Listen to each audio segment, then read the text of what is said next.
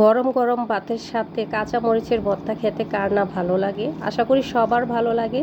আমার ভর্তা প্রিয় ভাই ও বোনেরা সবাই কেমন আছেন? আসসালামু আলাইকুম। সবাই ভালো আছেন? আজকে আমি ভর্তা বানাবো। আমার ভর্তা খুবই পছন্দ, আমি ভর্তা খেতে খুবই ভালোবাসি। শুটকি আর ভর্তা এই দুই জিনিসটা আমার খুবই পছন্দ। এখন কাঁচা মরিচ দিয়ে আমি ভর্তা বানাবো।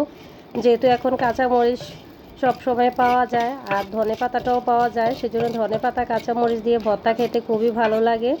আমি এই মরিচগুলোকে আগে টেলে নিচ্ছি। টালার পরে দেখেন আমি পাটার মধ্যে চলে আসছি। আর আমি 2 পিস মাছ আগে থেকে ভেজে রেখে দিয়েছিলাম। এখন মরিচগুলোকে আমি বেটে নেব, একটু ভালো করে বেটে নেব। আর সাথে আমি 2টা পেঁয়াজ কুচি দিয়ে দেব, কারণ পেঁয়াজটা একটু বেশি হলে ভর্তার সাথে খেতে ভালো লাগে। পেঁয়াজটাকে একটু হালকাভাবে বেটে নেব।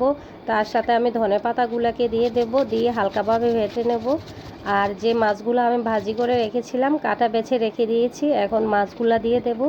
দিয়ে একটু বেটে আমি সবগুলা ভর্তা একসাথে মিশিয়ে আমি ভালো করে মেখে নেব, যেন সব কিছু একসাথে মিশে যায়। সেজন্য আমার ভর্তা বানানোটা হয়ে গেছে। দেখেন আমি সবগুলো জিনিস একসাথে মিশিয়ে নিচ্ছি।